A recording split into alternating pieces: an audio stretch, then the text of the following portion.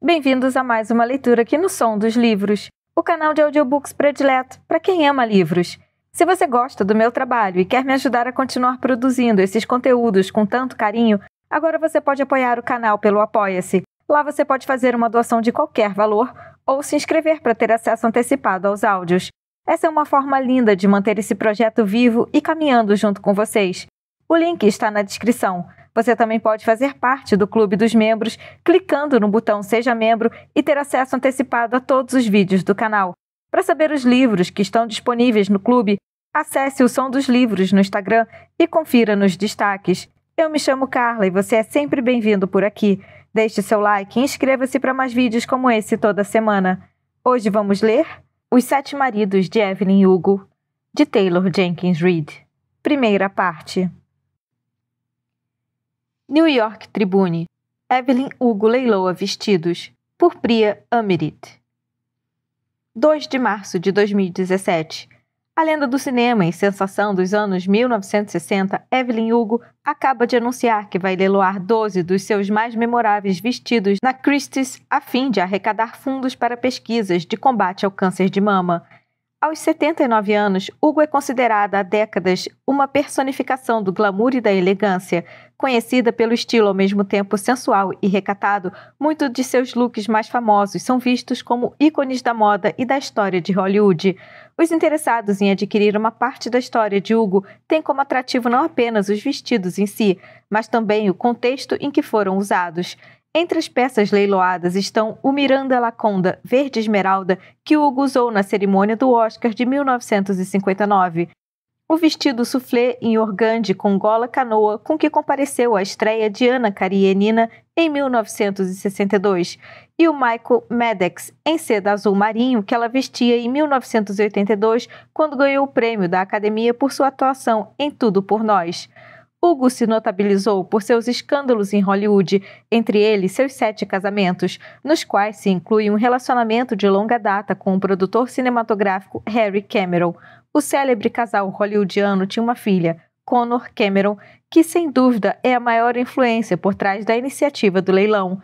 A senhorita Cameron faleceu no ano passado, vítima de câncer de mama, pouco depois de completar 41 anos. Evelyn Helena Herrera nasceu em 1938, filha de imigrantes cubanos e foi criada no distrito de Hell's Kitchen, em Nova York. Em 1955, foi para Hollywood, tingiu os cabelos de loiro e adotou o nome artístico Evelyn Hugo. Quase da noite para o dia, tornou-se membro da elite da indústria cinematográfica. Hugo permaneceu sobre os holofotes por mais de 3 décadas até se aposentar, no final dos anos 1980, e se casar com o executivo do mercado financeiro Robert Jameson, irmão mais velho da atriz Cecilia St. James, ganhadora de 3 Oscars. Hoje viúva do 7º marido, Hugo vive em Manhattan. Dona de uma beleza quase sobrenatural e sinônimo de glamour e sensualidade, Hugo é uma figura histórica do cinema que desperta fascínio em cinéfilos do mundo inteiro. Espera-se que o valor de arrecadação do leilão ultrapasse os 2 milhões de dólares. Vamos até a minha sala um minutinho? Olho para as mesas ao redor e depois de novo para Frank, para tentar saber com quem exatamente ela está falando. Em seguida aponto o dedo para mim mesma. É comigo? Frank não é lá muito paciente. Sim, Monique, é com você. Foi por isso que eu disse, Monique, vamos até minha sala um minutinho? Desculpa, é que eu só ouvi a última parte. Frank se vira e sai andando. Pego meu caderno e vou atrás. Há qualquer coisa em Frank que chama a atenção. Não sei se dá para dizer que se trata de uma mulher atraente no sentido tradicional da palavra. Suas feições são severas, os olhos muito separados, mas é uma pessoa impossível de não olhar e admirar. Com sua silhueta magra, seu 1,80 m, seu cabelo afro bem aparado e seu gosto por cores vivas e joias grandes, quando Frank aparece, todo mundo repara. Ela foi um dos motivos para eu aceitar meu emprego. Já era uma admiradora sua desde a época da faculdade de jornalismo, quando lia suas matérias na revista que hoje ela dirige e para a qual eu trabalho. E para ser bem sincera, é bastante inspirador ver uma mulher negra na chefia. Como eu mesma sou birracial, a pele morena e os olhos escuros puxei do meu pai, que é negro, e as sardas herdei da minha mãe, que é branca, a presença de Frank me faz acreditar que algum dia posso chegar a um alto cargo também. Pode sentar. Frank diz enquanto se acomoda no seu lugar e aponta para uma cadeira laranja do outro lado da mesa de tampo de acrílico. Eu me sento sem pressa e cruzo as pernas. Deixo que ela fale primeiro. Então, tivemos uma reviravolta inesperada, ela anuncia olhando para o computador. A assessoria da Evelyn Hugo veio nos sondar, ofereceram uma entrevista exclusiva. Meu primeiro instinto é dizer puta merda, mas também, por que você está me contando isso? Sobre algum assunto específico? Pergunto. Aposto que tem a ver com o leilão de vestidos que ela vai fazer, diz Frank. Pelo que sei, ela está empenhada em arrecadar a maior soma possível para a Fundação Americana do Câncer de Mama. Mas a assessoria não confirmou isso? Frank faz que não com a cabeça. Eles só confirmaram que Evelyn está disposta a falar. Evelyn Hugo é uma das maiores estrelas de cinema de todos os tempos. Mesmo se não estiver disposta a falar, as pessoas querem ouvir. Pode ser uma tremenda capa pra gente, né? Afinal, a mulher é uma lenda viva. Não foi ela que casou 8 vezes ou coisa do tipo? 7, diz Frank. E sim, o potencial é gigantesco. E é por isso que espero que você me ajude na parte que eu vou explicar agora. Como assim? Frank respira fundo e me olha de um jeito que me faz pensar que estou prestes a ser demitida. Mas aí ela diz, Evelyn pediu para falar especificamente com você. Comigo? É a segunda vez em 5 minutos que fico surpresa por alguém ter mostrado interesse em falar comigo. Preciso trabalhar melhor a questão da confiança. Por enquanto, basta dizer que a minha autoestima sofreu um tremendo baque há bem pouco tempo. Mas também não posso fingir que alguma vez já estive nas alturas. Sendo bem sincera, foi essa a minha reação também, diz Frank. Agora é a minha vez de ser sincera. Esse comentário me deixou um pouco ofendida, mas dá para entender por que ela falou isso, claro. Eu trabalho na Vivant há menos de 1 ano e, na maior parte do tempo, escrevendo conteúdo patrocinado. Antes disso, eu alimentava o Discourse, um site de notícias e cultura que se define como revista, mas na prática é um blog com manchetes chamativas. Eu escrevia principalmente para uma seção chamada Vida Moderna, cobrindo atualidades e fazendo artigos de opinião. Depois de anos como freelancer, esse trabalho no Discourse foi a minha salvação, mas quando a Vivant me ofereceu um emprego, não dava para deixar passar. Agarrei a oportunidade de fazer parte de um veículo que é uma verdadeira instituição, de trabalhar com lendas do jornalismo. No meu primeiro dia, passei por paredes decoradas com capas icônicas de inegável importância cultural. Uma com uma ativista feminista, Debbie Palmer, nua, numa pose cuidadosamente estudada no alto de um arranha-céu em Manhattan, em 1984. Outra com o artista Robert Turner pintando um quadro com uma manchete que revelava que ele tinha AIDS, em 1991. Era uma sensação surreal fazer parte do mundo da Vivant.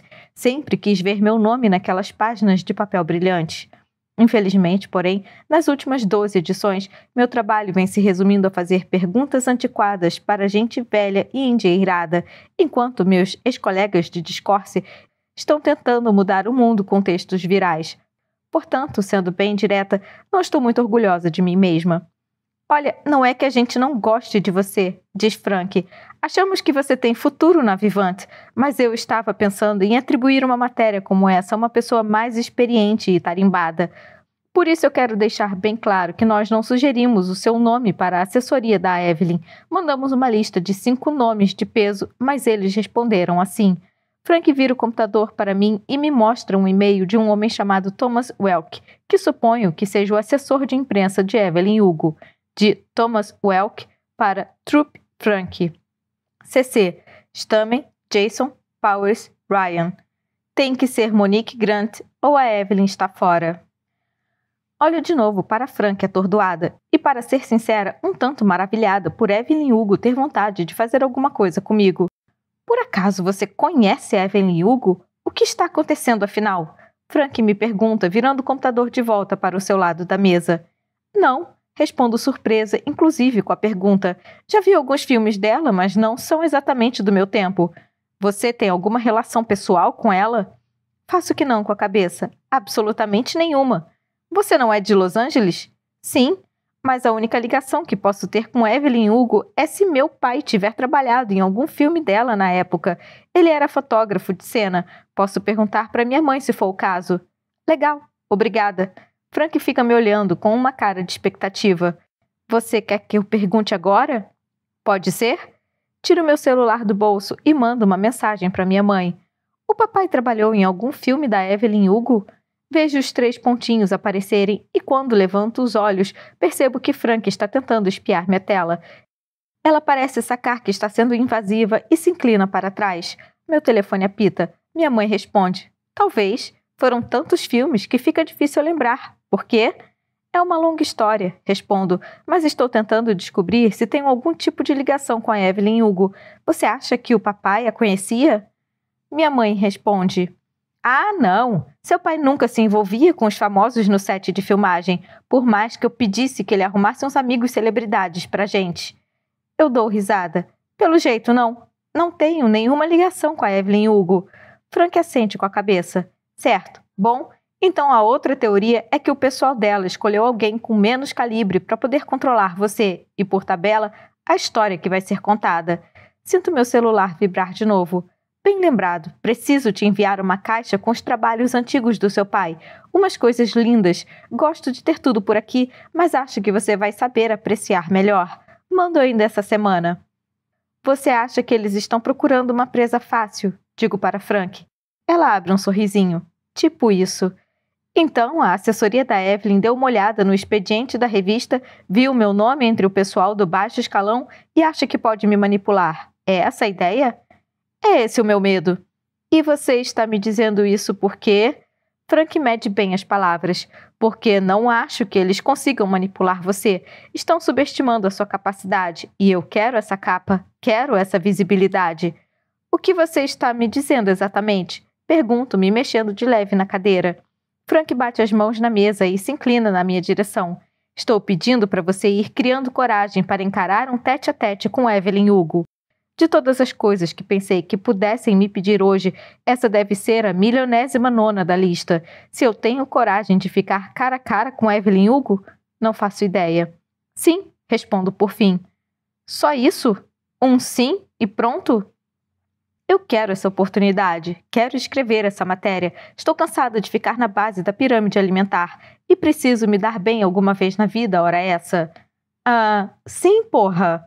Frank balança a cabeça pensativa. Assim é melhor, mas ainda não estou convencida.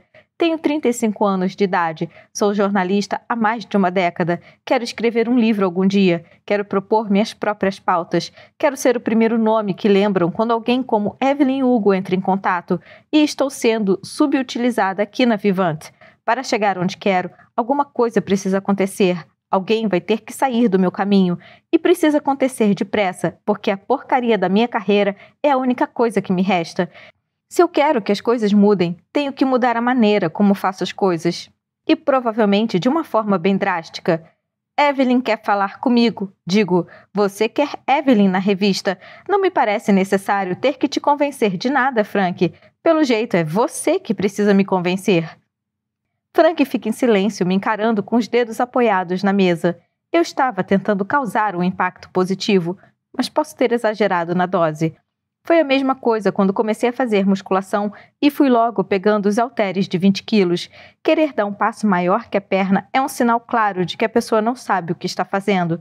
Preciso me esforçar ao máximo para não retirar o que disse e começar a pedir mil desculpas. Minha mãe me ensinou a ser educada, a ser contida. Sempre me guiei pelo princípio de que a subserviência é um requisito da civilidade. Mas esse tipo de postura não me levou muito longe. O mundo prefere respeitar as pessoas que querem dominá-lo. Nunca entendi isso, mas cansei de nadar contra a corrente. Estou aqui para assumir o lugar de Frank algum dia, talvez até um cargo mais alto do que o dela. Realizar trabalhos importantes que me deem um orgulho, deixar minha marca. Ainda não cheguei nem perto disso. O silêncio se prolonga tanto que me sinto prestes a capitular. A tensão cresce a cada segundo, mas é Frank quem se manifesta primeiro. Muito bem, ela diz, estendendo a mão e ficando de pé. Uma mistura de choque e orgulho intenso me domina quando a cumprimento. Faço questão de que meu aperto de mão seja bem firme. A mão de Frank parece uma prensa. Arrasa, Monique. Pela revista e por você, por favor. Pode deixar. Nós nos afastamos e eu me viro para sair. Ela pode ter lido sua matéria sobre suicídio assistido para o Discourse. Frank comenta quando chego à porta. Quê? Foi muito impressionante. Talvez seja por isso que ela queira falar com você. Foi assim que te descobrimos. A matéria é ótima. Não só pela quantidade de cliques que a atraiu, mas por sua causa, pelo belo trabalho que você fez. Essa foi uma das primeiras matérias relevantes que fiz por iniciativa própria. Sugeri a pauta depois que me fizeram escrever sobre a popularidade cada vez maior dos microvegetais, sobretudo nos restaurantes do Brooklyn. Fui à feira do Park Slope para entrevistar um produtor local, mas quando confessei que não via a menor graça nas folhas de mostarda, ele me falou que eu parecia a irmã dele, que era uma carnívora convicta até o ano anterior, quando tinha adotado uma dieta vegana e totalmente orgânica enquanto lutava contra um tumor no cérebro. Conversando um pouco mais, ele me falou sobre um grupo de apoio ao suicídio assistido de que a sua irmã fazia parte e que servia tanto para quem queria encerrar a própria vida como para ajudar seus familiares. Havia um monte de gente no grupo lutando pelo direito de morrer com dignidade. A alimentação saudável não ia salvar a vida da irmã dele e ninguém queria que ela sofresse além da conta. Nesse momento, senti que queria muito, muito mesmo, dar voz às pessoas que faziam parte desse grupo de apoio. Voltei para a redação do Discourse e sugeri a pauta. Imaginei que seria recusada, porque antes disso só vinha escrevendo sobre as últimas tendências entre os hipsters e artigos de opinião sobre o comportamento de celebridades. Mas, para minha surpresa, recebi o sinal verde. Trabalhei incansavelmente na matéria, comparecendo a reuniões em porões de igrejas, entrevistando membros do grupo, escrevendo e reescrevendo até achar que tinha um texto que desse conta de toda a complexidade do ato de ajudar a encerrar a vida de pessoas submetidas a um sofrimento extremo, tanto em termos de compaixão como do dilema moral por parte dos médicos. É a matéria que mais me orgulho de ter escrito. Mais de uma vez, já cheguei em casa do trabalho e reli esse texto para lembrar a mim mesma do que sou capaz e da satisfação de sentir que compartilhei uma verdade, por mais difícil que seja encará-la. Obrigada, digo para Frank. Só estou tentando dizer que você tem talento. O motivo pode ser esse. Mas provavelmente não. Pois é, ela responde. Provavelmente não mesmo. Mas se você escrever essa matéria como se deve, da próxima vez vai ser. TheSpill.com. Evelyn Hugo pronta para abrir o jogo. Por Júlia Santos. 4 de março de 2017. Dizem por aí que a musa, lenda viva, loira mais linda do mundo, Evelyn Hugo, vai leiloar vestidos e dar uma entrevista, coisa que não faz há décadas. Por favor, me digam que finalmente ela vai falar sobre os benditos maridos. 4 eu até entendo, talvez 5. 6 já é forçar a barra. Mas 7? 7 maridos? Isso sem falar que todo mundo sabia que ela teve um caso com o deputado Jack Easton no começo dos anos 80. A mulher não perdia tempo. Se ela não quiser discutir sobre os maridos, vamos torcer pelo menos para que diga como fez para conseguir aquelas sobrancelhas. Poxa, compartilha seu tesouro, Evelyn! Quando a gente vê fotos da E no auge, com os cabelos loiros bem dourados e as sobrancelhas escuras, com um arco perfeito, a pele morena e os olhos castanho acobreados, é impossível não parar para ficar admirando. E isso sem falar no corpo dessa mulher. Bunda discreta, cintura fina, só aqueles peitões num corpo esguio. Passei praticamente toda a minha vida adulta tentando ter um corpo como esse. PS, estou bem longe disso. Pode ser por causa do bucatini que estou comendo no almoço todos os dias essa semana. Mas tem outra coisa me dando nos nervos nessa história. Evelyn poderia ter escolhido qualquer uma para essa entrevista. Que tal eu? Mas em vez disso vai falar com uma novata qualquer da Vivante? Poderia ser quem ela quisesse. Que tal eu? Porque essa tal de Monique Grant. E não eu. Tudo bem. Só estou amargurada por não ter sido eu. Seria bom arrumar um emprego na Vivante. O pessoal de lá sempre consegue as pautas mais legais. Comentários. Hi Hello 565 diz: nem o pessoal da Vivante quer trabalhar na Vivante hoje em dia. São um bando de capachos controlados pelo mercado escrevendo matérias censuradas para puxar o saco dos anunciantes. PPPPPPPPPS responde para Hi Hello 565. Sei, tá bom. Alguma coisa me diz que se uma das revistas mais sofisticadas e respeitadas do país te oferecesse um emprego, você aceitaria. E Christine 999 diz: a filha da Evelyn não morreu de câncer pouco tempo atrás? Acho que li alguma coisa a respeito. Uma pena. Por falar nisso, e aquela foto da Evelyn do lado do túmulo do Harry Cameron? Aquilo me deixou arrasada por meses. Uma família linda. Que tristeza ela ter perdido os dois. Mr. Janine Grams diz: não estou nem aí para Evelyn Hugo. Parem de escrever sobre essa gente. Os casamentos dela, os casos dela e a maioria dos filmes dela só dizem uma coisa: piranha. 3 da manhã é uma vergonha para todas as mulheres. Vamos dar atenção para quem merece. Sexy Lexi 89 diz: Evelyn Hugo é uma das mulheres mais lindas de todos os tempos. E aquela cena no Boat and Train em que ela sai nua da água e a cena escurece um momentinho antes de aparecerem os mamilos. É demais. Penny Driver KLM diz: todos os elogios do mundo para Evelyn Hugo por transformar o cabelo loiro com sobrancelha escura no look perfeito. Evelyn, você tem meus parabéns. Yuppie Pigs 3 diz: magra demais, não faz meu tipo. Evelyn Hugo Was a Saint diz: essa mulher doou milhões de dólares para instituições que ajudam mulheres que sofrem abuso e para a causa LGBTQ+. E agora está leiloando vestidos para pesquisas de combate ao câncer. E você só fala sobre as sobrancelhas dela? Sério mesmo? Julia Santos, @Despil, responde para Evelyn Hugo Was a Saint: acho que você tem razão. Desculpa. Em minha defesa, posso dizer que ela começou a ganhar milhões sendo uma figura fodona do showbiz nos anos 60. E ela nunca teria conseguido fazer isso sem beleza e sem talento. E jamais seria tão linda sem aquelas benditas sobrancelhas. Mas ok, bem lembrado. Evelyn Hugo Was a Saint responde para Julia Santos, @Despil: desculpa por ser tão implicante. Cabulei o almoço hoje. Foi mal. Para ser bem justa, a Vivante não vai chegar nem perto da matéria que você faria. Evelyn devia ter escolhido você. Julia Santos, @Despil, responde para Evelyn Hugo Was a Saint: né? Quem é Monique Grant, aliás? Que péssimo. Ela que me aguarde. Passei os últimos dias pesquisando tudo sobre Evelyn Hugo. Nunca fui muito ligada em cinema, muito menos em estrelas de Hollywood das antigas. Mas a vida de Evelyn, pelo menos a versão registrada até hoje, é suficiente para render umas 10 novelas de TV. Tem um casamento precoce que terminou em divórcio quando ela estava com 18 anos. Depois a paquera no ambiente do estúdio e o casamento tumultuado com Tom Adler, da elite de Hollywood. Os boatos dizem que a separação aconteceu porque ele batia nela.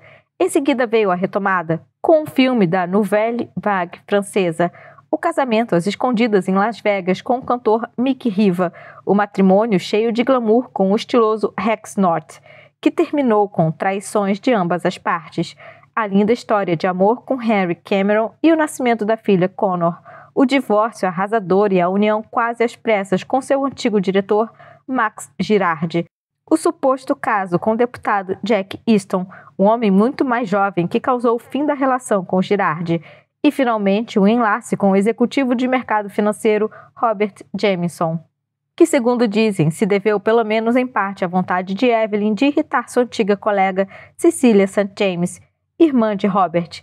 Todos os maridos dela já morreram, portanto Evelyn é a única fonte disponível para falar sobre esses relacionamentos. Em resumo, vou ter que suar a camisa para conseguir fazê-la falar a respeito de tudo isso. Depois de trabalhar até tarde na redação, enfim chego em casa, um pouco antes das 9 da noite. Meu apartamento é pequeno. Acho que a descrição mais apropriada é lata de sardinha minúscula. Mas é incrível o quanto um lugarzinho de nada pode parecer gigante quando metade das suas coisas vai embora. David saiu de casa há 5 semanas e ainda não consegui repor as louças que ele levou, nem a mesinha de centro que a mãe dele deu no ano passado como presente de casamento. Meu Deus, não chegamos nem a comemorar 1 ano de casados. Quando entro e ponho a bolsa no sofá, mais uma vez me dou conta de como foi mesquinho da parte dele levar a mesinha embora. O apartamento em que David mora hoje, em São Francisco, veio todo mobiliado, como parte do generoso pacote de transferência que ele ganhou quando foi promovido. Desconfio que tenha colocado a mesa no depósito junto com um dos criados mudos que ele dizia ser seu por direito e todos os nossos livros de receitas. Disso não sinto falta, eu não cozinho mesmo, mas quando as coisas vêm com uma dedicatória escrita para Monique e David, com os votos de muitos anos de felicidade, fica meio claro que são metade minhas também. Penduro meu casaco e me pergunto mais uma vez qual das opções se aproxima mais da verdade. David aceitou o novo emprego e foi para São Francisco sem mim? Ou fui eu que me recusei a ir embora de Nova York por ele? Enquanto tiro os sapatos, Mais uma vez concluo que a verdade está mais próxima de um meio termo, porém sempre me vem à cabeça o pensamento que nunca para de doer. A verdade é que ele foi embora. Peço um pad thai para o jantar e entro no chuveiro. Deixo a água quase escaldante. Adoro água quente a ponto de quase queimar. E adoro o cheiro de shampoo. O lugar onde me sinto mais feliz é debaixo de uma ducha. É aqui no meio do vapor, coberta de espuma, que consigo não me sentir Monique Grant, a mulher abandonada, ou Monique Grant, a jornalista com uma carreira empacada. Sou apenas Monique Grant, usuária de produtos de banho de primeira linha. Depois de lavar a alma, eu me seco, visto uma calça de moletom e penteio o cabelo bem a tempo de o entregador chegar. Sento no sofá com a embalagem e tento ver TV. Tudo para me distrair. Preciso que o meu cérebro faça alguma coisa, qualquer coisa que não seja pensar no trabalho ou em David. Mas quando a comida acaba, percebo que é inútil, então melhor trabalhar. É uma coisa bem intimidadora, a ideia de entrevistar Evelyn Hugo, a obrigação de conduzir a história que ela vai contar, o cuidado de não deixar que ela me manipule. Em geral, tenho a tendência de exagerar nos preparativos. Ou melhor, sempre fui meio como um avestruz, disposta a enterrar a cabeça na areia para não ter que encarar aquilo que não quero. Então, por 3 dias seguidos, não faço nada além de pesquisar sobre Evelyn Hugo. Passo os dias lendo matérias antigas sobre seus casamentos e os escândalos em que se envolveu. Às noites eu ocupo assistindo a seus filmes. Separo trechos de sua atuação em Pôr do Sol na Carolina do Norte, Ana Karenina, Jade Diamond e Tudo por Nós. Vejo tantas vezes o gif com ela saindo da água em Boat and Train que quando vou dormir a cena aparece nos meus sonhos. E começo a me apaixonar por ela um pouco, bem pouquinho, ao ver esses filmes. Entre 11 da noite e 2 da manhã, enquanto o resto do mundo dorme, meu notebook está ligado com imagens dela e o som da sua voz preenche a minha sala de estar. Não há como negar que se trata de uma mulher extraordinariamente bela. As pessoas sempre falam de suas sobrancelhas grossas e de formato perfeito, mas não consigo deixar de reparar na estrutura do seu rosto. O maxilar é marcante, os zigomas são pronunciados e tudo se arranja de forma a apontar para os lábios bem cheios. Os olhos são enormes, mas não tão redondos, com formato mais amendoado. A pele bronzeada, em contraste com os cabelos claros, lhe dá um ar praieiro, mas também elegante. Sei que não é natural ter cabelos tão loiros com uma pele tão morena, mas é impossível não pensar que deveria ser assim, que os seres humanos deveriam nascer desse jeito.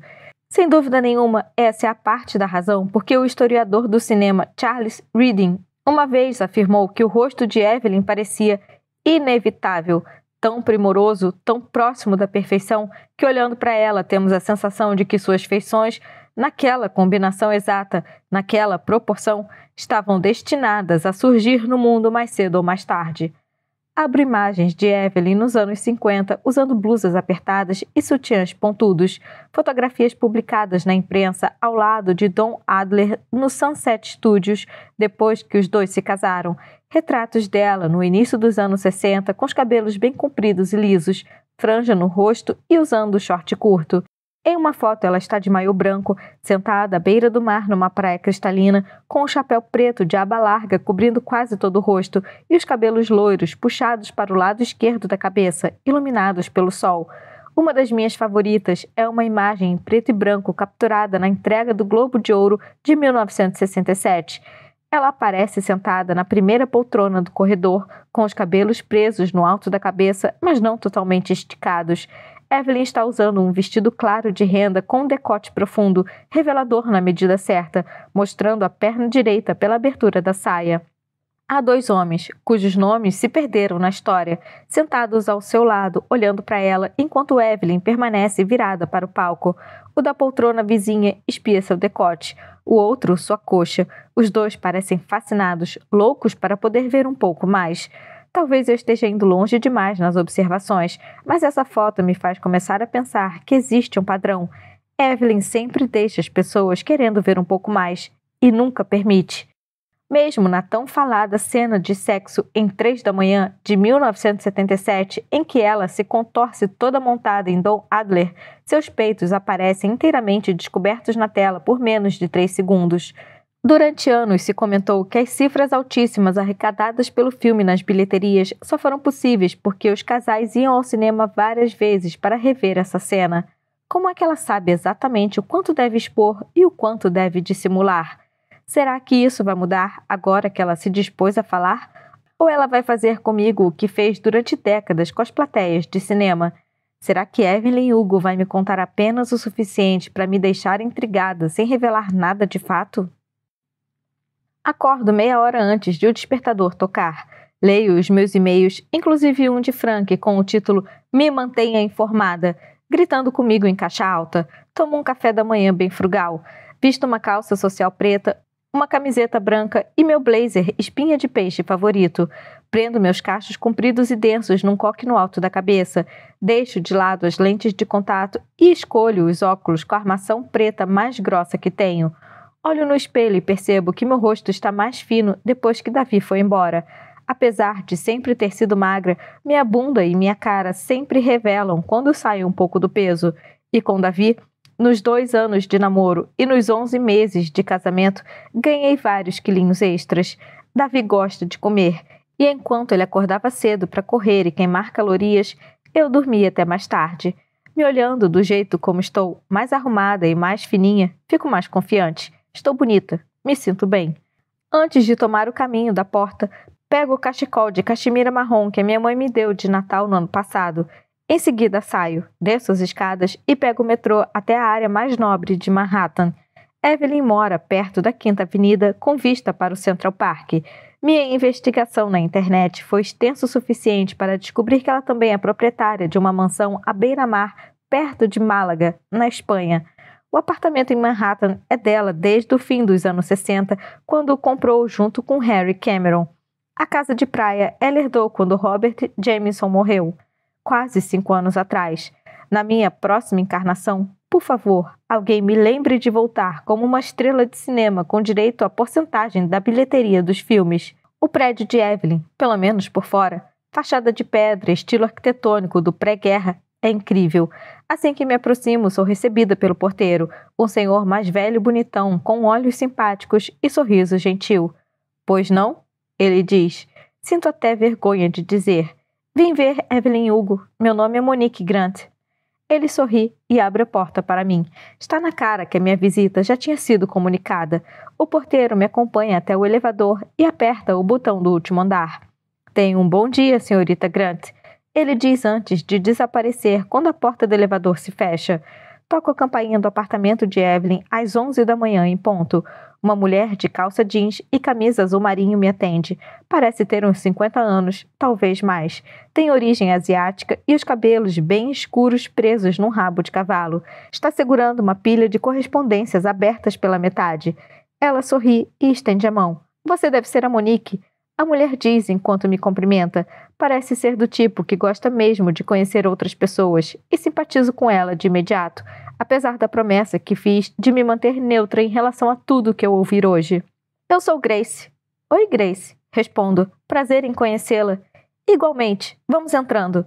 Grace dá um passo para o lado e me convida a entrar. Coloco a bolsa no chão e tiro o casaco. "Pode pôr suas coisas aqui." Ela diz, abrindo um closet no hall de entrada e me entregando um cabide de madeira. O closet para os casacos das visitas é do tamanho do banheiro do meu apartamento. Não é segredo nenhum que Evelyn é podre de rica, mas eu preciso me controlar para não deixar que isso me intimide. Ela é linda, milionária, poderosa, sensual e charmosa. E eu sou só uma pessoa normal. De alguma forma, preciso me convencer de que estamos em pé de igualdade. Caso contrário, isso nunca vai dar certo. "Legal", digo com um sorriso. "Obrigada." Penduro meu casaco no cabide e coloco de volta no varão e deixo que Grace feche a porta. Evelyn está lá em cima se arrumando. "Quer alguma coisa? Uma água, um café, um chá?" "Um café seria ótimo", digo. Grace me conduz até uma sala de visitas.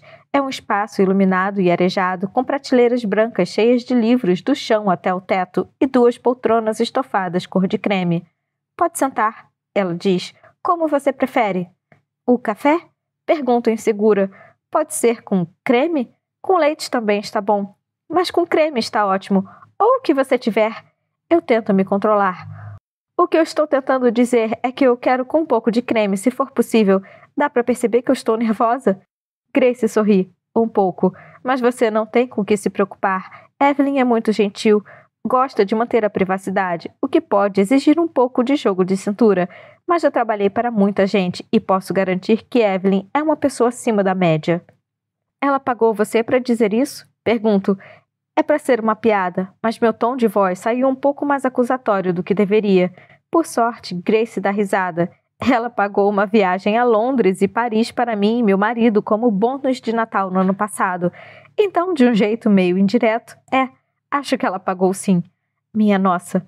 Então está decidido. Quando você pedir demissão, me avisa que eu vou querer seu emprego. Grace ri. Combinado. E o seu café com um pouco de creme chega daqui a pouquinho. Eu sento e pego meu celular. Tem uma mensagem da minha mãe me desejando sorte. Toco a tela para poder responder e enquanto estou tentando impedir que o corretor ortográfico transforme a palavra cedo em ceder, ouço passos na escada. Quando me viro para olhar, Evelyn Hugo está vindo na minha direção do alto dos seus 79 anos. Está tão maravilhosa quanto em qualquer fotografia. Tem uma postura de bailarina. Está usando uma calça preta justa e uma blusa de lã comprida por cima, cinza e azul marinho. Continua magrinha, como sempre, e o único indício de que fez plástica no rosto é que ninguém dessa idade pode ter uma aparência assim sem a intervenção de um médico. Sua pele está reluzente e um pouco avermelhada, como se tivesse sido lavada com um esfoliante. Ela está usando cílios postiços, ou talvez implantes permanentes de cílios. Nos pontos onde seu rosto era mais angulado, hoje é um pouco côncavo, mas um leve toque de maquiagem rosada disfarça bem isso. Os lábios têm um tom nude e escuro. Os cabelos chegam até logo abaixo dos ombros. Uma bela mistura de branco, grisalho e loiro, com as cores mais claras emoldurando o rosto. Com certeza tem 3 tipos de tintura ali, mas o efeito aparente é de uma mulher que está envelhecendo com elegância e tem o costume de tomar sol. As sobrancelhas, porém, aquelas linhas grossas, escuras e perfeitas que eram sua marca registrada, afinaram com a passagem do tempo. Agora são da mesma cor dos cabelos. Quando ela se aproxima, percebo que não tem nada nos pés além de meias grossas de tricô. Monique? Oi? Diz Evelyn. Por um instante, fico surpresa com a sua maneira informal e confiante de me chamar pelo nome, como se me conhecesse há anos. Oi? Respondo. Sou a Evelyn. Ela estende a mão e me cumprimenta. Para mim, parece uma demonstração singular de afirmação dizer o próprio nome, tendo plena consciência de que a outra pessoa, assim como o mundo inteiro, já sabe quem você é. Grace aparece com uma xícara branca de café sobre um pires da mesma cor. Aqui está, com um pouquinho de creme. Muito obrigada. Digo ao aceitar. É assim que eu gosto também, diz Evelyn, e fico com vergonha de admitir que isso me deixa feliz, de sentir que estou agradando. Alguma das duas quer mais alguma coisa? Grace pergunta. Faço que não com a cabeça e Evelyn não responde. Grace se retira. Venha comigo, diz Evelyn. Vamos para a sala de estar, onde é mais confortável. Quando pego minha bolsa, Evelyn tira o café da minha mão e o leva para mim. Uma vez li que carisma é o charme que inspira devoção. É impossível não pensar nisso agora quando ela segura o café para mim. A combinação de uma mulher tão poderosa com um gesto tão humilde é sem dúvida encantadora. Entramos numa sala grande e cheia de luz natural, com janelas que vão do chão ao teto. Diante de um sofá azul ardósia, há 2 poltronas cinza claras. O carpete sobre nossos pés é bem grosso, de uma coloração viva de marfim, e conduz meus olhos a um piano preto de cauda aberto sobre a luz que entra pelas janelas. Nas paredes há 2 ampliações em preto e branco. A foto que está acima do sofá retrata Harry Cameron num set de filmagem. Apendurada em cima da lareira é o pôster de uma adaptação de 1959 de Mulherzinhas. Formam a imagem os rostos de Evelyn, Celia St. James e outras 2 atrizes. As 4 deviam ser conhecidas nos anos 50, mas apenas Evelyn e Celia resistiram ao teste do tempo. Reparando bem, Evelyn e Celia parecem brilhar mais que as outras, mas com certeza é só um viés cognitivo. Estou vendo o que quero ver, já sabendo de tudo o que aconteceu depois.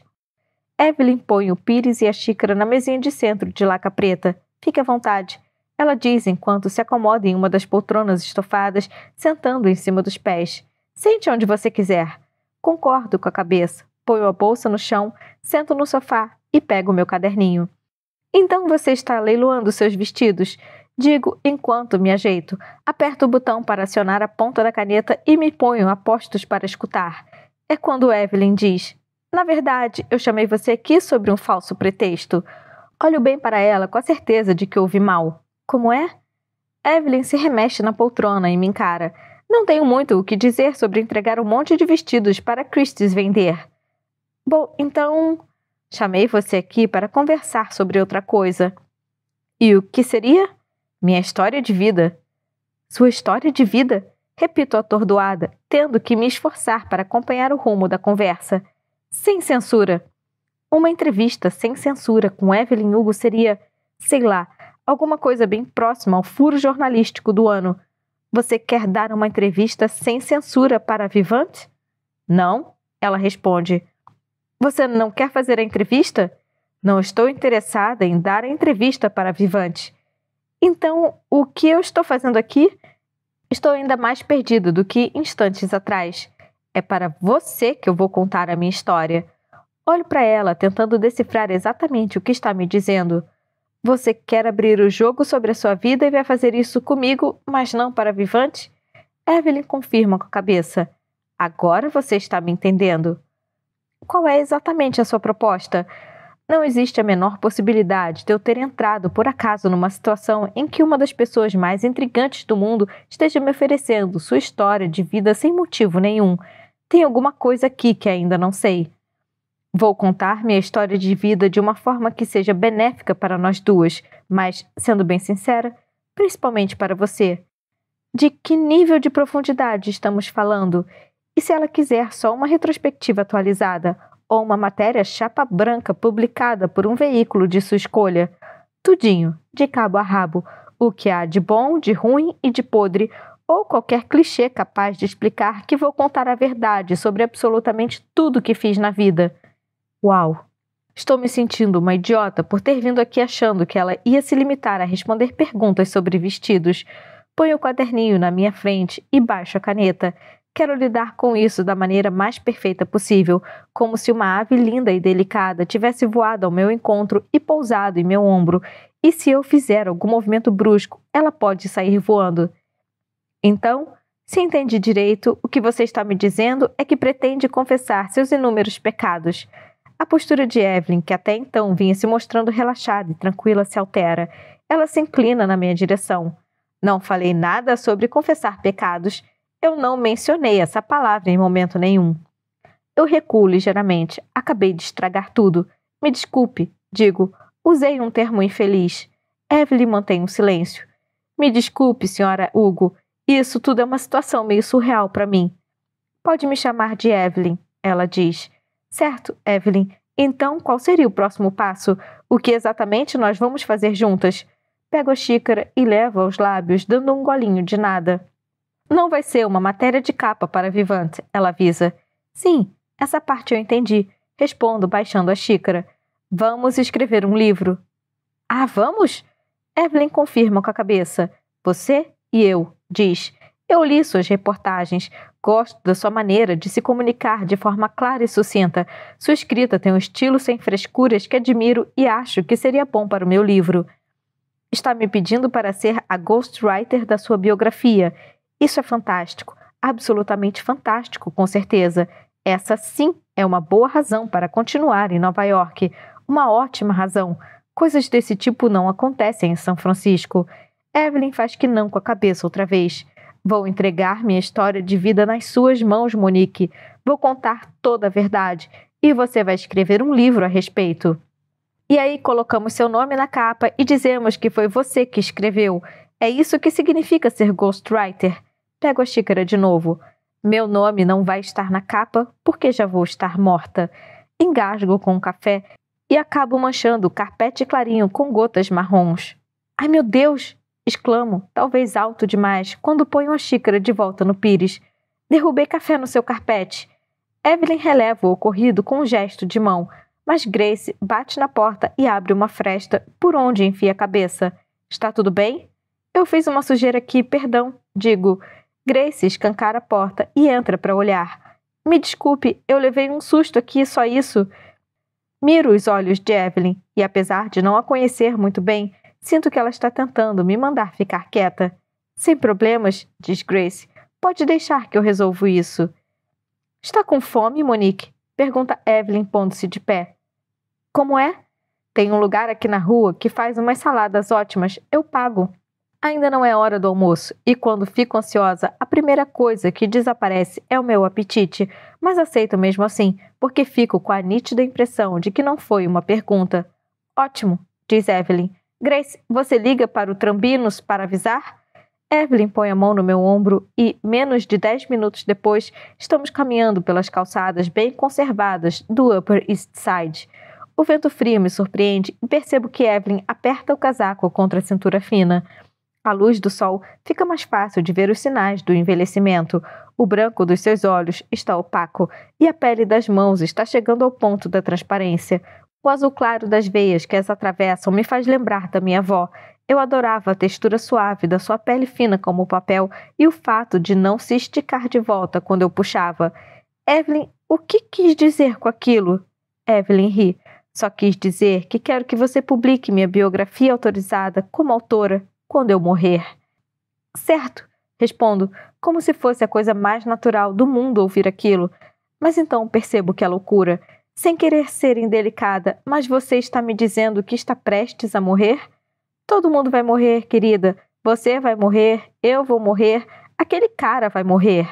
Ela aponta para um homem de meia idade que passeia com um cachorro preto bem peludo. Ele escuta, vê o dedo apontado em sua direção e percebe quem está falando. A expressão no rosto dele é de triplo choque. Entramos no restaurante, descendo os 2 degraus que dão na porta. Evelyn escolhe uma mesa mais ao fundo. Ninguém nos conduz até lá.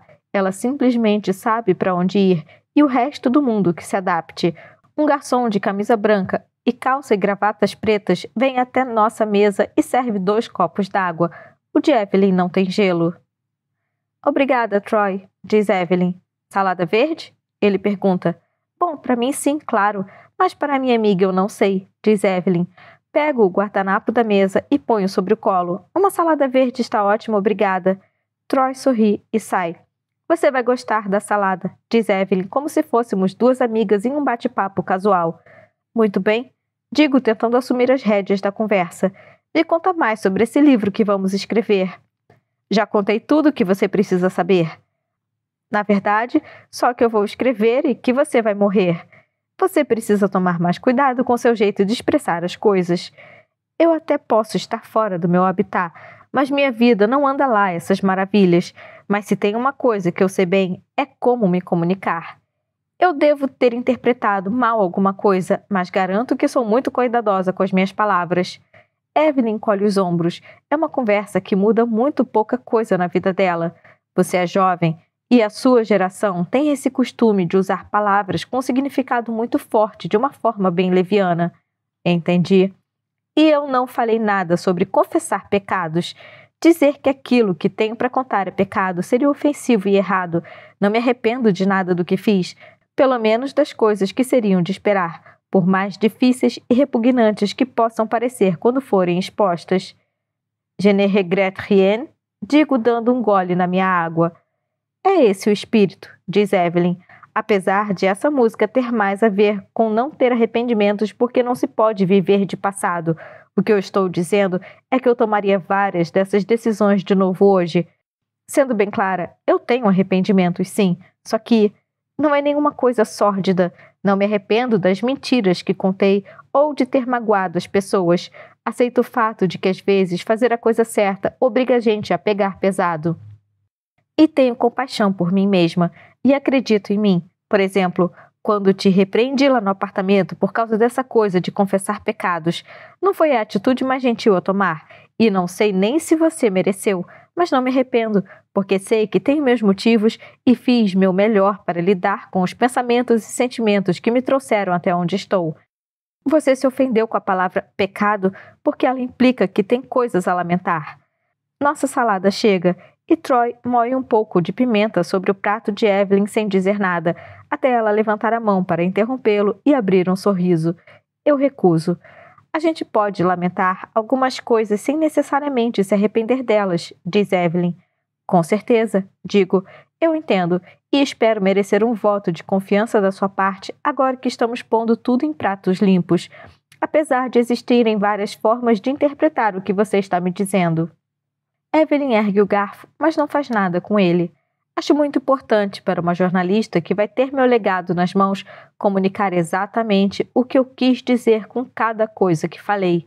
Diz, se eu for contar minha vida para você, o que realmente aconteceu, a verdade por trás de todos os meus casamentos, os meus filmes, os meus amores, os meus amantes, as pessoas que magoei, as coisas que tive que aceitar e as consequências de tudo isso, então preciso saber que eu estou sendo entendida. Preciso ter certeza de que você vai ouvir exatamente o que eu estou dizendo e não sair tirando suas próprias conclusões a respeito da minha história. Eu estava enganada. Essa não é uma conversa que muda muito pouca coisa na vida dela. Evelyn é do tipo que usa um tom casual para falar de assuntos de tremenda importância. Mas agora, nesse momento em que ela está se esforçando para ser bem específica, me dou conta de que tudo isso é real. Está mesmo acontecendo. A intenção dela aqui é me contar sua história de vida. Uma história que, sem dúvida, inclui verdades incômodas sobre sua carreira e sua imagem. É um grande poder que ela está me concedendo. Não sei porquê, mas isso não muda o fato de que vai acontecer. E minha tarefa aqui é mostrar que sou merecedora dessa confiança e que vou saber valorizá-la. Eu baixo meu garfo. Claro, faz todo sentido e me desculpe se eu tratei a questão como se fosse uma banalidade. Evelyn faz um gesto com a mão. Nossa cultura, como um todo, é baseada em banalidades hoje em dia. Essa é a nova onda. Tudo bem se eu fizer mais algumas perguntas? Quando me situar melhor, prometo me concentrar só no que me contar e no significado de tudo, para que você se sinta compreendida a ponto de achar que não exista ninguém mais apropriado para a tarefa de revelar seus segredos do que eu. Minha sinceridade a deixa desconcertada por um brevíssimo instante. Pode começar? Ela diz enquanto dá uma garfada na salada. Se eu vou publicar o livro depois da sua morte, que tipo de ganho financeiro você tem em mente? Para mim ou para você? Vamos começar por você. Para mim? Nenhum. Eu vou estar morta, né? Pois é, você já tinha dito isso. Próxima pergunta. Eu me inclino para frente numa postura confabulatória. Me perdoe por colocar a coisa em termos tão vulgares, mas qual é o cronograma que você imagina? Eu preciso segurar o livro por quantos anos até você morrer? Bem, digo. Próxima pergunta. Quê? Próxima pergunta, por favor. Você não me respondeu essa. Evelyn fica muda. Certo. Então que tipo de benefício financeiro existe para mim? Uma pergunta muito mais interessante, com certeza. E não sei por que você demorou tanto para tocar no assunto. Bom, agora eu perguntei. Você e eu vamos nos reunir por quantos dias forem necessários e eu vou contar absolutamente tudo. Depois nossas relações vão ser cortadas e você vai estar livre para escrever o livro. Ou melhor, vai ter a obrigação de fazer isso e vender para a editora que fizer a melhor oferta. E estou falando de dinheiro graúdo mesmo. Faço questão de que você seja implacável nessa negociação, Monique. Eles precisam oferecer o mesmo que pagariam para um homem branco. E cada centavo que você conseguir com o livro vai ser só seu. Só meu? Repito atordoada. É melhor você tomar um gole d'água. Está parecendo que vai desmaiar. Evelyn, uma biografia autorizada sua, falando sobre os 7 casamentos. Sim? Um livro como esse vale milhões de dólares, mesmo se eu não abrir negociação nenhuma. Mas você vai fazer isso, diz Evelyn, dando um gole em sua água e parecendo bem satisfeita consigo mesma. Há uma pergunta que precisa ser feita e já a evitamos por tempo demais. E por que você faria isso por mim? Evelyn balança a cabeça. É um questionamento que ela já esperava. Por enquanto, encare a coisa toda como um presente. Mas por quê? Próxima pergunta. É sério? Estou falando sério, Monique. Próxima pergunta. Derrubo meu garfo sem querer sobre a toalha cor marfim. A gordura do molho se infiltra no tecido, tornando-o mais escuro e mais transparente. A salada verde é deliciosa, mas veio um pouco carregada na cebola e consigo sentir a acidez do meu hálito tomando o espaço ao meu redor. Que diabos está acontecendo aqui? Não quero parecer ingrata, mas acho que mereço saber por que uma das atrizes mais famosas de todos os tempos me tiraria da obscuridade para escrever sua biografia e me daria a oportunidade de ganhar milhões de dólares contando sua história. O Huffington Post especulou que uma autobiografia minha poderia render um contrato de até 12 milhões. Meu Deus! Tem muita gente por aí querendo saber, acho. O jeito como Evelyn parece estar se divertindo com a situação, seu prazer aparente em me deixar chocada, dão a entender de que se trata, no mínimo, em certo sentido, de um joguinho de poder. Ela gosta de tratar com desdém coisas que podem mudar a vida das pessoas. Não é essa a definição de poder? Ver as pessoas se matarem por coisas que não significam nada para você? 12 milhões é muito dinheiro, não me entenda mal, ela diz, e nem precisa terminar a frase para que o seu sentido se complete na minha mente, mas para mim não significa muita coisa. Mesmo assim, Evelyn, por quê? Porque eu... Evelyn me encara com o rosto impassível. Próxima pergunta. Com todo respeito, você não está sendo muito justa comigo. Estou oferecendo uma chance para você ganhar uma fortuna e alavancar sua carreira para a estratosfera. Não preciso ser justa, com certeza não nessa sua definição do termo. Por um lado, não tenho nem o que pensar para decidir. Por outro, Evelyn não está me oferecendo absolutamente nada de concreto e eu posso perder meu emprego por passar a perna na revista e ficar com a história para mim. Meu trabalho é a única coisa que tenho no momento. Posso tirar um tempinho para pensar? Pensar sobre o quê? Sobre tudo isso. Evelyn estreita os olhos. E por que você precisaria pensar? Não quero que você fique ofendida, eu digo. Evelyn me interrompe. Eu não estou ofendida. Só a insinuação de que eu tenho o poder de tirá-la do sério já a tira do sério. Tem um monte de coisas que eu preciso levar em conta. Digo, eu posso ser demitida. Ela pode desistir. Eu posso me revelar um fracasso total na hora de escrever. Evelyn se inclina para frente para me ouvir melhor. Por exemplo, como eu vou explicar essa situação na Vivante? Eles acham que vão publicar uma entrevista exclusiva sua. Devem estar, inclusive, selecionando fotógrafos nesse exato momento. Eu pedi que Thomas Welk não prometesse nada. Se o pessoal de lá achou que um simples contato significava uma matéria de capa, problema deles. Mas é problema meu também, porque agora eu sei que você não tem a menor intenção em colaborar com a revista. E daí? Então, o que eu faço? Volto para a redação e digo para minha chefe que você não vai falar com a Vivante e que, em vez disso, nós vamos escrever um livro? Vai parecer que eu passei a revista para trás e roubei a história para mim, e enquanto era paga por eles para estar aqui com você ainda por cima. Isso não é problema meu, diz Evelyn, mas é por isso que eu preciso tirar um tempo para pensar, porque para mim isso é um problema. Evelyn entende o que eu estou dizendo. Percebo que está me levando a sério pela maneira como põe o copo na mesa e me encara diretamente, apoiando os antebraços na mesa. Você está tendo a oportunidade da sua vida, Monique, e consegue entender isso, né? Claro! Então faça um favor para si mesma e a agarre com unhas e dentes, querida. Não se preocupe tanto em fazer a coisa certa quando a escolha mais inteligente se mostra de uma forma tão óbvia. Você não acha que eu preciso ser honesta com meus patrões nesse caso? Eles vão pensar que foram apunhalados pelas costas. Evelyn faz que não com a cabeça. Quando a minha assessoria citou seu nome, eles responderam sugerindo pessoas mais tarimbadas.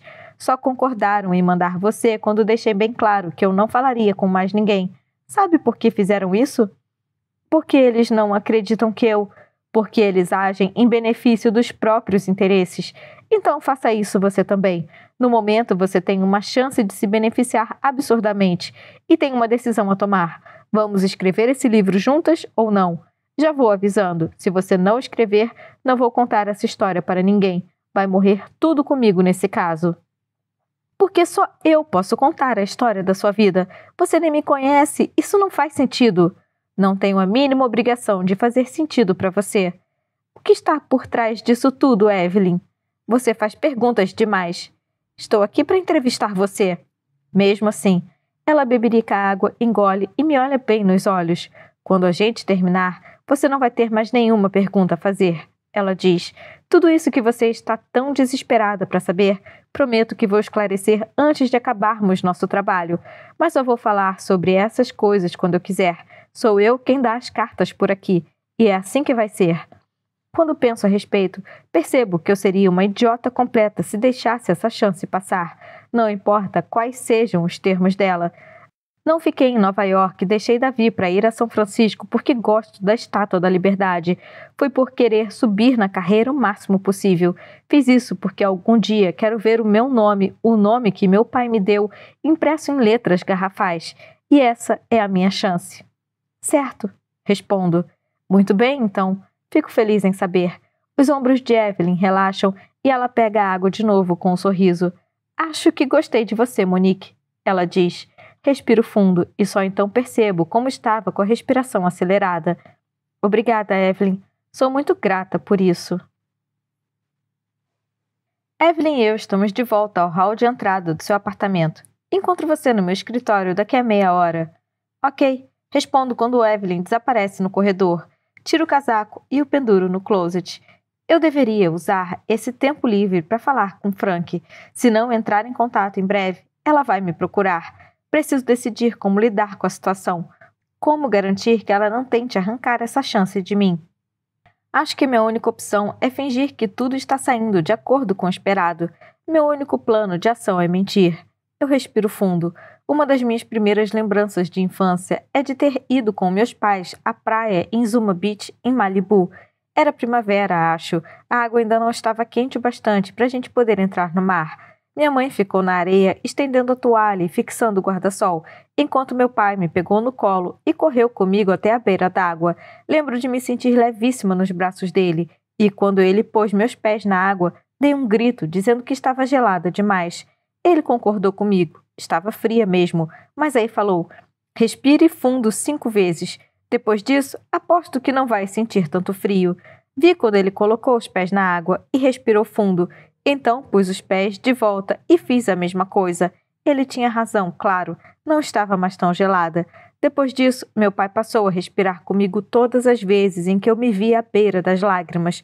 Quando ralei o cotovelo, quando meu primo me pôs o apelido de Óreo, quando a minha mãe me falou que eu não podia ter cachorro, meu pai veio até mim e respirou fundo comigo.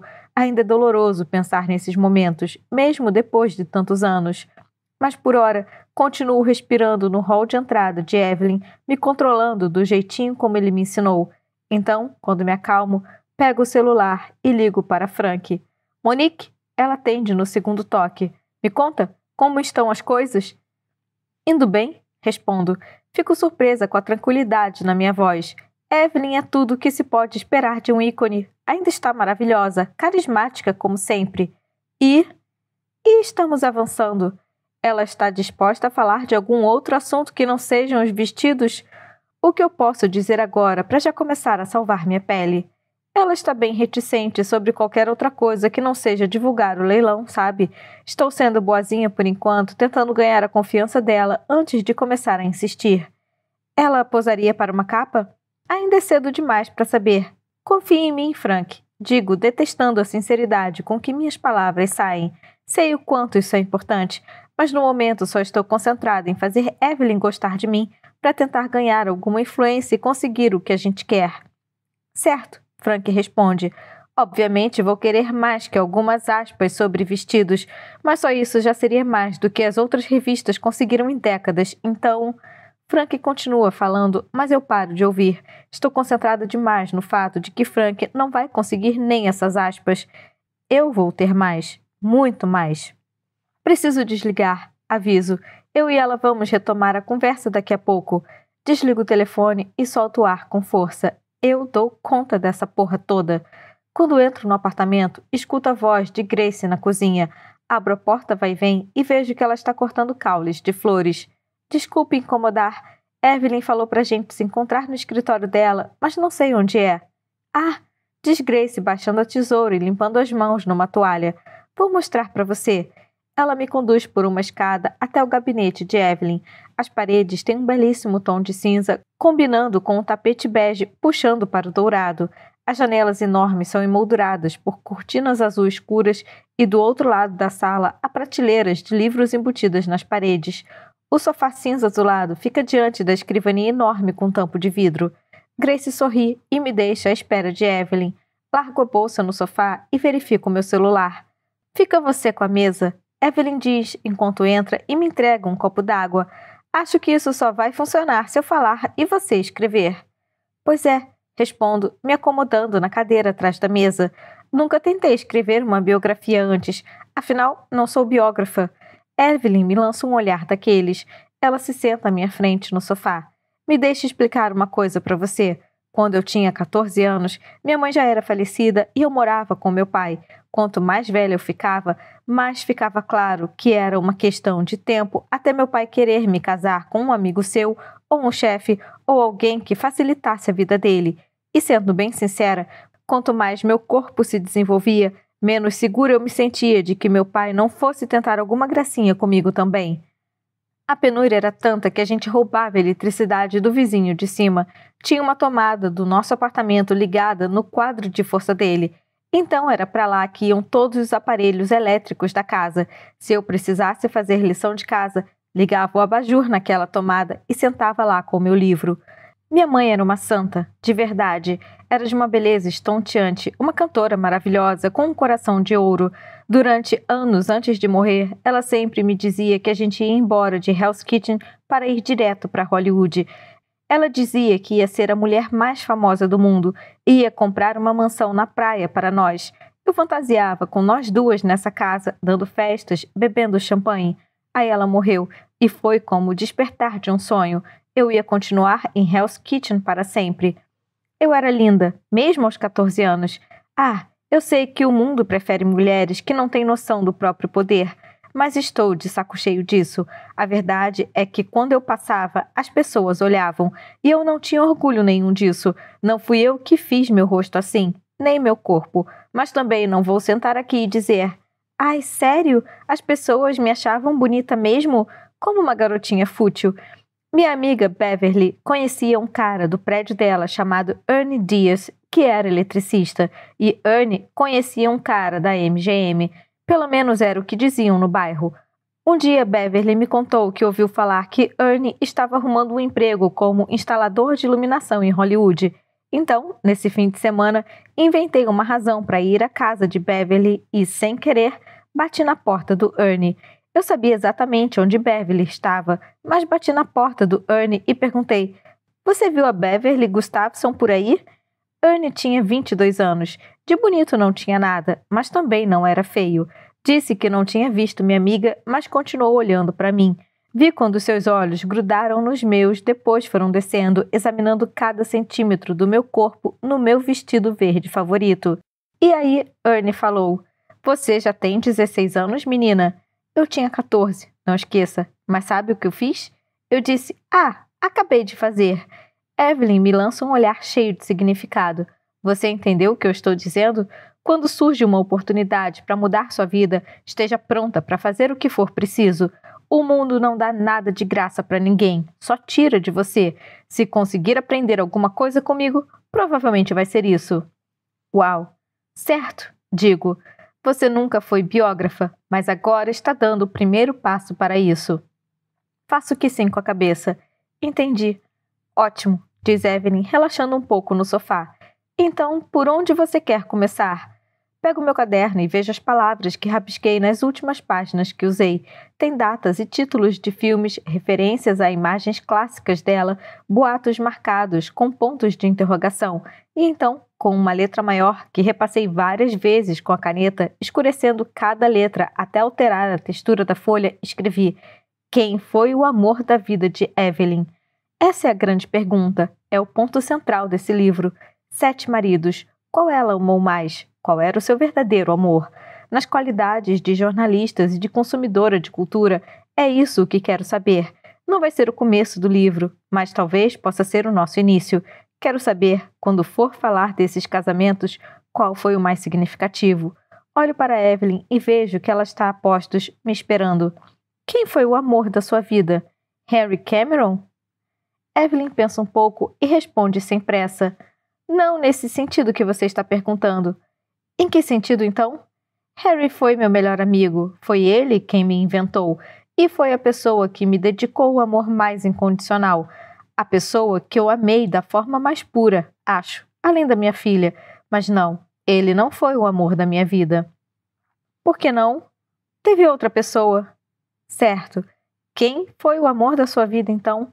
Evelyn balança a cabeça como se fosse uma pergunta já prevista, como se a situação estivesse se desenrolando exatamente da maneira como ela esperava, mas em seguida faz um gesto negativo. Sabe de uma coisa? Ela disse, levantando. Está ficando meio tarde, né? Olho para o relógio. Estamos no meio da tarde. Ah, é? Acho que sim, ela responde, andando na minha direção, a caminho da porta. Certo, então, digo, ficando de pé também. Evelyn me envolve com um braço e me leva para o corredor. Vamos recomeçar na segunda-feira. Tudo bem para você? Ah, claro. Evelyn, eu disse alguma coisa que te ofendeu? Evelyn me leva até a escada. De jeito nenhum, ela diz, dissipando meu medo com um gesto de mão. De jeito nenhum. Fica uma tensão no ar que não consigo descrever muito bem. Evelyn me acompanha até o hall de entrada e abre o closet. Eu pego meu casaco. De novo aqui? Diz Evelyn. Na segunda de manhã? Que tal começarmos às 10? Tudo bem? Digo, colocando o casaco pesado sobre os ombros. Se assim estiver bom para você? Evelyn confirma com a cabeça. Seus olhos se afastam de mim por um momento e ela espia por cima do meu ombro, mas sem parecer interessada em nada em particular. Então volta a falar. Passei muito tempo da vida me dedicando a maquiar a verdade, ela explica. Fica difícil retirar todas as camadas depois. Fiquei boa demais nisso, acho. Inclusive, agora há pouco, eu não sabia como contar a verdade. Não tenho muita prática nisso. Me parece uma coisa contrária à minha própria sobrevivência. Mas eu chego lá. Eu balanço a cabeça sem saber como responder. Então, segunda-feira? Segunda-feira, diz Evelyn com uma piscadinha e um aceno de cabeça. Até lá já vou estar pronta. Volto para o metrô, enfrentando o ar gelado. Me enfio num vagão lotado de gente, me segurando na barra de apoio acima da minha cabeça. Vou andando até meu apartamento e entro. Sento no sofá, abro o notebook e respondo alguns e-mails. Penso em pedir alguma coisa para o jantar. E é só quando vou pôr os pés para cima que lembro que não tenho mais uma mesinha de centro. Pela primeira vez desde que ele foi embora, não pensei imediatamente em Davi ao entrar no apartamento. O que fica na minha cabeça no fim de semana, da sexta-noite ao domingo de manhã no parque, não é como o meu casamento foi por água abaixo, e sim, quem diabos foi o grande amor da vida de Evelyn e Hugo. Estou de novo no escritório de Evelyn. O sol bate diretamente nas janelas, iluminando o rosto dela com tanta luz que obscurece o lado direito do seu corpo. Estamos mesmo trabalhando juntas, Evelyn e eu, biografada e biógrafa. Tudo começa agora. Ela está de legging preta e uma camisa social masculina azul marinho presa com um cinto. Eu visto minha combinação habitual de jeans, camiseta e blazer. Escolhi uma roupa com que pudesse passar o dia e a noite aqui, caso fosse necessário. Enquanto ela quiser falar, eu vou estar a postos, escutando. Então, começo. Então, Evelyn repete num tom que me convida a determinar o rumo da conversa. Ficar sentada atrás da mesa com ela no sofá instaura certa sensação de conflito. Quero que a gente se sinta parte da mesma equipe, porque é isso que somos, não é mesmo? Apesar da minha impressão de que, no caso de Evelyn, nunca dá para saber. Será que ela de fato consegue dizer a verdade? Será que é capaz de fazer isso? Passo para uma poltrona perto do sofá, me inclino para a frente com o caderno no colo e a caneta na mão. Pego o celular, abro o aplicativo e começo a gravar. Tem certeza de que está pronta? Pergunto. Evelyn confirma com a cabeça. Todo mundo que eu amei já morreu. Não tenho mais ninguém a quem proteger. Ninguém mais por quem mentir, a não ser por mim mesma. As pessoas sempre acompanharam de perto os detalhes mais intrincados da minha falsa história de vida. Mas não é... Eu não... Quero que elas conheçam a verdadeira história, quem eu sou de verdade. Muito bem, digo, me mostre quem você é de verdade, então, e eu vou tratar de fazer o mundo entender. Evelyn olha para mim e abre um breve sorriso. Percebo que falei o que ela gostaria de ouvir. Ainda bem que estava sendo sincera. Vamos seguir em ordem cronológica mesmo, sugiro. Me conta mais sobre Ernie Dias, seu primeiro marido, o que tirou você de Hell's Kitchen. Tudo bem? Evelyn concorda, assentindo com a cabeça. Começar por ele ou por qualquer outro dá na mesma. O pobre Ernie Dias. Minha mãe era corista no circuito Off-Broadway. Veio de Cuba com meu pai aos 17 anos. Quando fiquei mais velha, descobri que corista também era um eufemismo para prostituta. Não sei se ela era ou não. Prefiro achar que não. Mas não porque existe alguma vergonha nisso, mas porque sei como é ceder o corpo a alguém quando a gente não quer, e espero que ela não tenha precisado fazer isso. Eu tinha 11 anos quando ela morreu de pneumonia. Obviamente, não tenho muitas lembranças dela, mas me recordo do seu cheiro de baunilha barato e que ela fazia um caldo galego incrível. Nunca me chamava de Evelyn, só de Miira, o que fazia com que eu me sentisse muito especial, como se existisse no mundo uma coisa só nossa. Acima de tudo, minha mãe queria ser estrela de cinema. Realmente achava que precisava tirar a gente de onde estava e largar meu pai para conquistar um lugar sobre os holofotes. Eu queria ser igualzinha a ela. Muitas vezes desejei que ela tivesse me dito alguma coisa no leito de morte que eu pudesse levar comigo para sempre, mas só descobrimos o quanto ela estava doente quando era tarde demais. A última coisa que ela me falou foi: "Dile a tu padre que estarei na cama." Diga para o seu pai que eu vou estar na cama. Depois que ela morreu, eu só chorava no chuveiro, onde ninguém podia me ver nem me ouvir, e não dava para saber o que eram lágrimas e o que era água. Não sei por que fazia isso, só sei que, depois de alguns meses, já conseguia tomar banho sem chorar. Então, no verão seguinte à morte dela, comecei a tomar corpo. Meus peitos começaram a crescer e não pararam mais.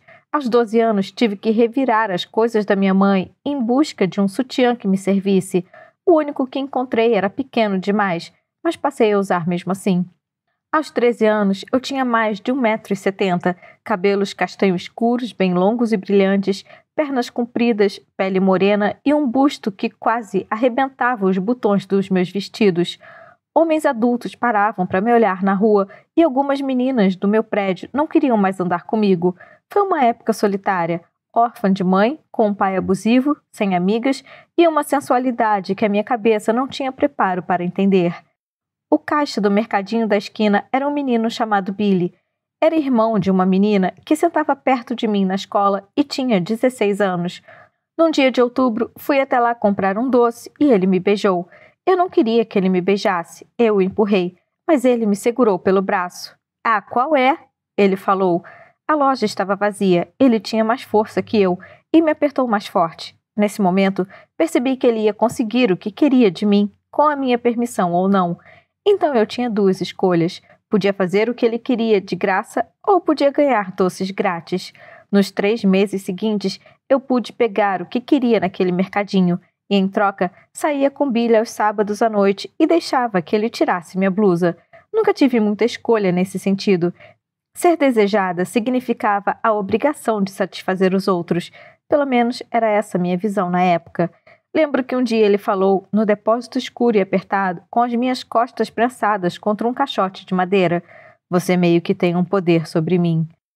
Ele deu um jeito de se convencer de que seu desejo por mim era culpa minha. E eu acreditei.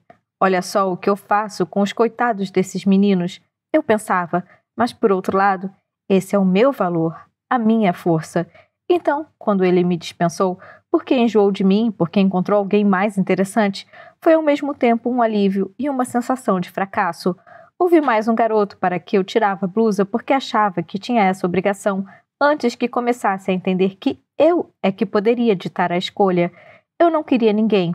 Esse era o problema. Sendo bem clara e direta, não demorei muito para compreender como o meu corpo funcionava. Não precisava de garotos para experimentar sensações boas, e esse entendimento me proporcionou um grande poder. Eu não tinha interesse por ninguém em termos sexuais, mas queria sim uma coisa.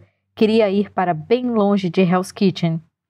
Queria sair daquele apartamento, sair de perto do bafo de tequila e da mão bruta do meu pai. Queria alguém que cuidasse de mim. Queria uma casa bonita e dinheiro no bolso. Queria fugir, escapar da minha vida. Queria ir para onde a minha mãe tinha prometido que a gente moraria um dia. Hollywood é um troço curioso. É ao mesmo tempo um lugar e um sentimento. Se você fugir para lá, vai estar na direção do sul da Califórnia, onde faz sempre sol.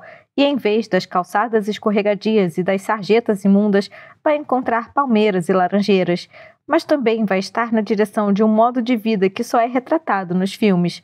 vai estar em busca de um mundo de moralidade e justiça, onde os mocinhos sempre vencem e os vilões se dão mal, onde a dor estampada no seu rosto só vai deixar você mais forte, para conquistar coisas muito maiores no final. Demorei anos para entender que a vida não se torna mais fácil só porque ficou mais glamurosa, mas eu não tinha como entender isso aos 14 anos. Então, coloquei meu vestido verde favorito, que já ficara pequeno, e fui bater na porta do sujeito que, segundo ouvi dizer, estava indo para Hollywood. Só de olhar para a cara dele, deu para perceber que Ernie Dias ficou contente em me ver. Foi assim que perdi minha virgindade, em troca de uma carona até Hollywood. Ernie e eu nos casamos em 30 de janeiro de 1953. Eu me tornei Evelyn Dias. Tinha só 15 anos na época, mas meu pai topou assinar a papelada. Acho que Ernie desconfiava que eu era menor de idade, mas menti na cara dura e ele não pareceu dar muita bola. Não era um cara feio, mas também não era nem inteligente nem charmoso. Não ia ter muitas outras chances de casar com uma menina linda. Acho que ele sabia disso e foi esperto bastante para agarrar a chance quando apareceu. Alguns meses depois, Ernie e eu entramos no seu Plymouth 49 e partimos para o oeste. Moramos com os amigos dele até Ernie conseguir um emprego como contra-regra. Logo tínhamos dinheiro suficiente para conseguir um apartamento só nosso. Ficava na esquina da Detroit Street com a DeLongpre. Ganhei umas roupas novas e ainda sobrava alguma coisa para preparar um assado nos fins de semana. Eu precisava terminar o colégio, mas Ernie não ia ficar conferindo meus boletins e estava na cara que a escola era perda de tempo. Eu tinha ido a Hollywood com um objetivo e era isso que eu ia fazer. Em vez de ir à aula, eu ia almoçar no Formosa Cafés todos os dias e ficava para o happy hour. Tinha ficado sabendo da existência desse lugar pelas revistas de fofocas. Sabia que era um ponto de encontro de gente famosa e ficava bem ao lado de um estúdio de cinema. Aquele predinho vermelho, com letreiro em letra cursiva e todo preto, virou meu ponto de peregrinação diária. Eu sabia que era uma coisa meio patética, mas era a minha única opção. Se eu quisesse ser atriz, teria que ser descoberta. E não sabia como conseguir isso, a não ser estando nos lugares onde a fauna do cinema poderia estar também. Então, eu aparecia todos os dias e ficava lá com um copo de Coca-Cola à minha frente. Passei tanto tempo nessa palhaçada que no fim o balconista cansou de fingir que não entendia o que estava rolando. Olha só, ele me falou depois de umas 3 semanas. Se quiser ficar aqui esperando que o Humphrey Bogart apareça algum dia, tudo bem, mas precisa fazer alguma coisa útil enquanto isso. Não dá para ficar ocupando um lugar que poderia ser de um cliente só comprando uma garrafa de refrigerante. Ele era mais velho, devia ter uns 50 anos, mas seus cabelos ainda eram grossos e escuros. As rugas da testa dele me faziam lembrar do meu pai. "O que você quer que eu faça?" perguntei. Senti um pouco de temor de que ele fosse pedir uma coisa que eu já tinha entregado para Ernie, mas ele me jogou um avental e me mandou ir anotar uns pedidos. Eu não fazia ideia de como era o trabalho de uma garçonete, mas claro que não ia falar nada. "Tudo bem", respondi. "Por onde eu começo?" Ele apontou para as mesas do café enfileiradas uma ao lado da outra. "Aquela é a mesa 1. O resto você pode descobrir contando." "Certo", falei, entendido. Levantei do banquinho do balcão e saí andando na direção da mesa 2, onde 3 homens de terno estavam sentados conversando com os cardápios fechados. "Ei, garota!" O balconista me chamou. "Sim." "Você é uma belezura. Aposto 5 pratas que vai conseguir o que quer." Anotei 10 pedidos, entreguei o sanduíche errado para 3 clientes e faturei $4 pelo dia de trabalho. 4 meses depois, Harry Cameron, na época um jovem produtor do Sunset Studios, foi até o café para conversar com um executivo que estava no set de filmagem ao lado do café. Os 2 pediram filés. Quando entreguei a conta, Harry me olhou de cima a baixo e falou: "Meu Deus!" 2 semanas depois, eu tinha um contrato com o Sunset Studios. Fui para casa e falei para o Ernie que tinha sido um choque alguém do Sunset Studios se interessar por mim. Disse que ser atriz poderia ser um bico divertido, uma forma de passar o tempo até virar mãe e assumir meu verdadeiro trabalho. Um papo furado de marca maior. Não tinha nem 17 anos na época, mas Ernie achava que eu era mais velha. Foi no fim de 1954. Então passei a acordar de manhã cedo e ir para o Sunset Studios. Apesar de não ter a mínima noção do ofício de atriz quando comecei, Tratei de tentar aprender. Fui figurante em algumas comédias românticas, ganhei uma fala num filme de guerra. E por que ele não faria isso? Era essa a fala. Interpretei uma enfermeira que cuidava de um soldado ferido. Numa cena, o médico dizia em tom brincalhão que o soldado estava dando em cima de mim e eu respondia: e por que ele não faria isso? Minha atuação foi digna de uma criança de 5º ano numa peça de escola com um leve sotaque nova-iorquino. Nessa época, muita coisa que eu falava saía com esse sotaque. Eu falava inglês como uma nova-iorquina e falava espanhol como uma americana. Quando o filme foi lançado, Ernie e eu fomos assistir. Ele achou divertido ver a mulherzinha dele dizer uma fala no cinema. Eu nunca tinha ganhado dinheiro na vida e a essa altura estava tirando o mesmo que Ernie, depois dele ser promovido a chefe dos contra-regras. Então perguntei se podia usar meu pagamento para fazer aulas de teatro. Preparei um arroz com polo para ele nessa noite e não tirei meu avental quando toquei no assunto. Queria parecer inofensiva, uma dona de casa qualquer. Achei que conseguiria ir mais longe se não representasse uma ameaça. Era irritante ter que pedir a ele uma coisa que seria paga com meu próprio salário, mas eu não via alternativa. Claro, ele falou, acho uma ideia inteligente, você vai progredir e quem sabe pode até estrelar um filme algum dia. Eu tinha certeza de que isso ia acontecer. Me deu vontade de dar um soco na fuça dele, mas hoje entendo que não era culpa do Ernie. Nada daquilo era. Eu fingia ser outra pessoa para ele. E depois comecei a me irritar, porque Ernie não via quem eu era de verdade. 6 meses depois, eu já conseguia recitar uma fala de forma convincente. Não era uma boa atriz, de jeito nenhum, mas já era aceitável. Trabalhei em mais 3 filmes, todos com participações pequenas. Tinha ouvido falar que o papel de filha adolescente do Stu Cooper numa comédia romântica estava disponível e decidi que era isso que queria. Então fiz uma coisa que nem todas as atrizes do meu nível na época teriam coragem de arriscar. Fui bater na porta de Harry Cameron. Evelyn, ele falou todo surpreso ao me ver. A que devo a honra? Eu quero o papel de Caroline. Falei, em O Amor Não É Tudo. Harry fez um gesto para eu me sentar. Era bem bonitão para um executivo. No estúdio tinha um monte de produtores barrigudos, já ficando carecas, mas Harry era alto e magro, era jovem. Eu achava que ele não devia ter nem 10 anos a mais que eu. Usava ternos com bom caimento que sempre combinavam com seus olhos azuis. Tinha um estilo um pouco meio oeste, não tanto pela aparência, mas pelo jeito de tratar as pessoas. Primeiro com gentileza, mas depois de uma maneira bem firme. Harry era um dos únicos homens no estúdio que não ficavam olhando só para o meu peito. Isso, na verdade, me incomodava. Fazia parecer que eu não estava conseguindo chamar a sua atenção. O que só serve para mostrar que, se você disser para uma mulher que sua única qualidade é ser desejável, ela vai acreditar. Eu pensava assim antes mesmo de completar 18 anos. Não vou ficar de papo furado aqui, Evelyn. Ari Sullivan jamais aprovaria você para esse papel. Por que não? Você não tem o tipo físico certo. O que isso significa? Ninguém acreditaria que você é filha do Stu Cooper. Mas eu posso ser. Não pode, não. Por quê? Por quê? Sim, eu quero saber o motivo. Seu nome é Evelyn Dias. E daí? Eu não posso te colocar num filme e tentar fingir que você não é mexicana. Eu sou cubana. Na prática é a mesma coisa. Não era a mesma coisa, mas não adiantaria nada tentar explicar isso para ele. Tudo bem, falei. Então, que tal aquele filme com Gary DuPont? Você não pode fazer um par romântico com Gary DuPont. Por que não? Harry me olhou como quem perguntava se seria obrigado mesmo a explicar tudo. Porque sou mexicana? Questionei. Porque um filme com Gary DuPont precisa ter uma moça loira e comportada. Eu posso ser uma moça loira e comportada. Harry me encarou. Resolvi insistir. Eu quero muito Harry, e você sabe que eu sou capaz. Eu sou uma das garotas mais interessantes que vocês têm no momento. Harry deu risada. Você é ousada, isso eu admito. A secretária de Harry bateu na porta. Desculpe interromper, Sr. Cameron, mas o senhor tem um compromisso em Burbank a 1. Harry olhou o relógio. Fiz uma última tentativa. Pensa bem, Harry. Eu sou boa e posso ficar ainda melhor. Mas vocês estão desperdiçando meu potencial com esses papéis minúsculos. Nós sabemos o que estamos fazendo. Ele falou, ficando de pé.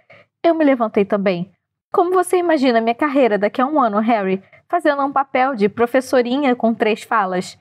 Harry passou por mim, abriu a porta do escritório e me pôs para fora. Vamos ver, ele falou. Eu perdi a batalha, mas estava determinada a vencer a guerra. Então, quando voltei a ver Ari Sullivan no restaurante do estúdio, derrubei minha bolsa e, sem querer, lhe proporcionei uma bela visão ao me agachar para pegá-la. Ele tentou contato visual e eu saí andando como se não estivesse nem aí, como se nem soubesse quem ele era. 1 semana depois, fingi que estava perdida no local onde ficavam os escritórios dos executivos e cruzei com ele no corredor.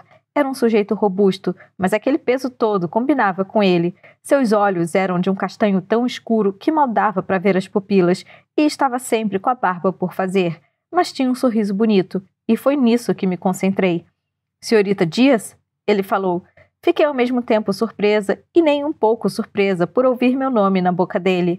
Sr. Sullivan, eu disse. Por favor, me chame de Ari. Ah, então, oi, Ari. Falei, pondo a mão no braço dele. Eu tinha 17 anos, ele 48. Naquela noite, depois que a secretária foi embora, fui parar em cima da mesa dele, com a saia levantada até a cintura e o rosto de Ari no meio das minhas pernas. Descobri que Ari tinha um fetiche por proporcionar prazer oralmente às meninas menores de idade. Depois de 7 minutos de ação, fingi ser dominada por uma onda de prazer irrefreável. Não sei dizer se foi bom ou não, mas estava feliz por estar ali, porque isso significava conseguir o que eu queria. Se sexo bom é sinônimo de sentir prazer, então eu fiz muito sexo ruim na vida. Mas se com isso eu pudesse ser feliz na minha carreira, então, bom, não era nada assim tão insuportável. Quando fui embora, vi a fileira de Oscars que Ari recebeu numa prateleira no escritório e disse a mim mesma que um dia teria uma estatueta daquelas também. O Amor Não É Tudo e o filme do Gary DuPont, em que eu queria um papel, acabaram saindo quase na mesma semana. O Amor Não É Tudo gorou, e Penelope Quills, a atriz que ficou com o papel que eu queria, fazendo par com Gary, foi malhada pela crítica. Recortei uma resenha que falava mal de Penelope e mandei pelo correio interno do estúdio para Harry e Ari com um bilhete que dizia: eu teria arrasado. Na manhã seguinte tinha um recado do Harry no meu trailer. Certo, você venceu. Harry me chamou no escritório e falou que tinha conversado com Ari e que eles tinham 2 papéis em potencial para mim.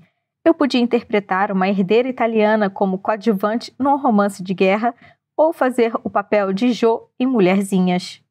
Eu sabia o que significava interpretar Jo, sabia que ela era uma mulher branca e mesmo assim era isso que eu queria. Não abri as pernas para ficar pensando pequeno.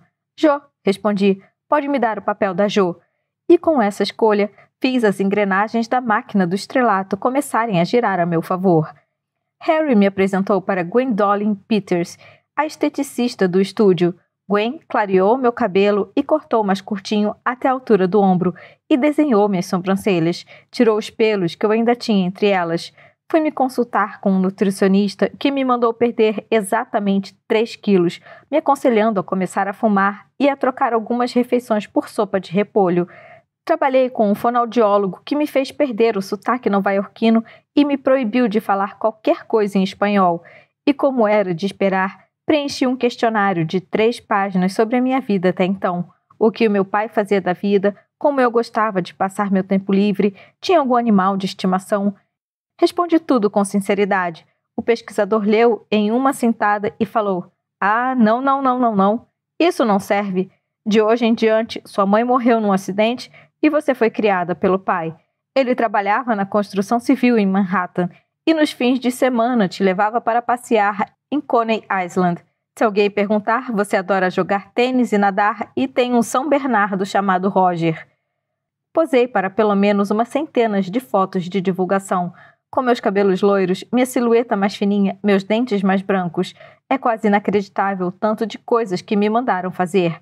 Imagem sorrindo numa praia, jogando golfe, correndo pela rua sendo puxada por um São Bernardo que alguém pegou emprestado de um cara da cenografia. Tinha fotos minhas pondo sal numa toranja, atirando de arco e flecha, entrando num avião de mentira. Isso sem falar nas especiais para as festas de fim de ano. Num dia de calor escaldante em setembro, eu estava com um vestido de veludo vermelho ao lado de uma árvore de Natal toda acesa, fingindo abrir uma caixa com um gatinho dentro. O pessoal do figurino era consistente e exigente a respeito de como me vestir por ordem de Harry Cameron, o que sempre incluía uma blusa de lã apertada, abotoada até a altura certa. Não fui agraciada pela natureza com um corpo em forma de violão. Minha bunda era reta como uma tábua, dava para pendurar um quadro nela. Era meu peito que mantinha o interesse dos homens, e as mulheres admiravam meu rosto. Para ser sincera, não sei exatamente quando saquei qual era a imagem que todos queriam para mim, mas foi durante essas semanas de sessões de fotos que me dei conta. Eu estava sendo preparada para ser duas coisas opostas, uma figura complicada que era difícil de dissecar, mas fácil de gostar. Era para ser ingênua e erótica ao mesmo tempo, como se eu fosse complexa demais para me preocupar com as ideias pouco complexas que as pessoas faziam de mim. Era tudo papo furado, óbvio, mas uma coisa bem fácil de fingir. Às vezes, acho que a diferença entre uma atriz e uma estrela é que a estrela se sente à vontade sendo aquilo que o mundo deseja, e eu me sentia confortável sendo inocente e também sugestiva. Quando as fotos foram reveladas, Harry Cameron me chamou no escritório dele. Eu sabia qual ia ser a conversa. Sabia que tinha uma última peça a ser encaixada. Que tal Amélia Down? Tem uma sonoridade interessante, não? Ele disse. Nós estávamos na sala dele, um de cada lado da mesa. Eu pensei a respeito. E se fosse alguma coisa com as iniciais EH? Perguntei. Queria me manter o mais perto possível do nome que minha mãe me deu. Evelyn Herrera. Ellen Hennessy? Ele sacudiu a cabeça. Não, pomposo demais. Olhei para ele e disse aquilo que já tinha pensado na noite anterior, como se estivesse passando pela minha cabeça naquele exato momento. Que tal Evelyn Hugo? Harry sorriu. Tem um toque francês, ele comentou. Gostei. Eu me levantei e apertei a mão dele com meus cabelos loiros, com os quais ainda estava me acostumando, emoldurando meu rosto. Virei a maçaneta da porta, mas Harry me pediu para esperar. Tem mais uma coisa, ele falou. Certo. Li suas respostas no questionário de entrevistas. Ele olhou bem para mim. Ari ficou muito satisfeito com as mudanças de visual que você fez. Acha que você tem muito potencial. O estúdio considera uma boa ideia você ser vista em público com caras como Peter Greer e Brick Thomas. De repente, até Don Adler. Don Adler era o ator mais badalado do Sunset. Os pais dele, Mary e Roger Adler, foram dois dos maiores astros do cinema dos anos 1930. Ele era da elite de Hollywood. Isso seria um problema? Harry questionou. Ele não mencionou o nome de Ernie diretamente, porque sabia que não precisava. Não, respondi. Problema nenhum. Harry balançou a cabeça e me entregou um cartão de visitas. Ligue para o Benny Morris. Ele é advogado, trabalha aqui dentro. Foi quem cuidou da anulação da Ruby Rayleigh com o Mac Riggs. Ele vai te ajudar a resolver sua situação. Fui para casa e avisei Ernie que ia pedir a separação. Ele chorou por 6 horas seguidas e, no meio da madrugada, comigo deitada ao seu lado na cama, falou: Bien, se é isso que você quer. O estúdio deu um dinheiro como cala-boca para ele e eu entreguei uma carta toda doída dizendo o quanto estava sofrendo com a separação. Não era verdade, mas eu achava que nosso casamento deveria terminar como começou, com um amor de fachada da minha parte. Não me orgulho do que fiz com ele. Magoá-lo daquele jeito não me pareceu uma coisa banal. Não me pareceu na época e nem parece agora. Mas eu também sabia que precisava muito sair de Hell's Kitchen. Sei como é a sensação de não querer que seu próprio pai olhe muito para você, muito menos que acabe decidindo que te odeia e resolva te bater, ou que acabe concluindo que te ama um pouquinho mais do que deveria. E sei como é ver um futuro pela frente em que seu marido é só uma diversão diferente de seu pai, se entregar para ele na cama mesmo sendo a última coisa que quer fazer e ter que cozinhar só tortilha com milho enlatado no jantar porque não tem dinheiro para comprar carne. Então, como posso condenar a menina de 14 anos que fez o que era preciso para sair daquele lugar? E como julgar a moça de 18 que abandonou o casamento quando sentiu que já estava segura para poder fazer isso? Ernie acabou casando de novo com uma mulher chamada Beth, com quem teve 8 filhos. Acredito que ele morreu no começo dos anos 90, depois de ser avô uma porção de vezes. Ele usou a bolada que recebeu do estúdio para dar entrada numa casa em Mar Vista, não muito longe da sede da Fox. Nunca mais nos falamos depois disso. Então, se for possível dizer que tudo fica bem quando termina bem, acho que posso afirmar que não me arrependo de nada. Evelyn, Grace diz ao entrar na sala, você tem um jantar marcado com Ronnie Billman daqui a 1 hora. Vim só te lembrar. Ah, verdade, diz Evelyn. Obrigada. Ela se vira para mim quando Grace sai. Que tal continuarmos amanhã, no mesmo horário? Tá, tudo bem. Respondo, já começando a guardar minhas coisas. Minha perna esquerda está dormente e bato o pé no piso de madeira, nobre para tentar reavivar a circulação. Como acha que estamos indo até agora? Evelyn pergunta enquanto se levanta e me acompanha até a porta. Você acha que consegue contar uma história a partir disso? Não tem nada que eu não consiga fazer, respondo. Evelyn dá risada e diz, boa menina. Como estão as coisas? Minha mãe me pergunta assim que atendo ao telefone. Ela diz, coisas, mas sei que isso significa sua vida sem Davi. Está tudo bem, respondo enquanto ponho minha bolsa no sofá e vou até a geladeira. Minha mãe me avisou desde o início que Davi talvez não fosse o cara certo para mim. A gente já namorava fazia alguns meses quando fui com ele passar o feriado de Ação de Graças na nossa casa em Ensino. Ela gostou de ver que Davi era educado, tinha se oferecido para pôr e tirar a mesa, mas no dia de ir embora, antes de Davi acordar, minha mãe veio me perguntar se o lance entre a gente era sério, porque ela disse que não via como dar certo. Falei que ela não precisava ver nada, porque eu sentia, e isso bastava. Mas a pergunta ficou na minha cabeça, às vezes como um sussurro, às vezes como um eco muito alto. Quando eu liguei para contar sobre o nosso noivado, pouco mais de 1 ano depois, fiquei torcendo para minha mãe conseguir ver o quanto ele era gentil, ou como a gente se dava bem sem fazer esforço. Ele sempre fazia tudo comigo de bom grado, e nessa época isso me parecia uma coisa muito valiosa, muito rara. Só que fiquei com medo de que ela expressasse sua preocupação de novo, que me dissesse que eu estava cometendo um erro. Isso não aconteceu. Na verdade, ela deu a maior força. Hoje me pergunto se não foi mais por respeito do que por aprovação. Andei pensando. Minha mãe diz enquanto eu abro a geladeira. Ou melhor, bolei um plano.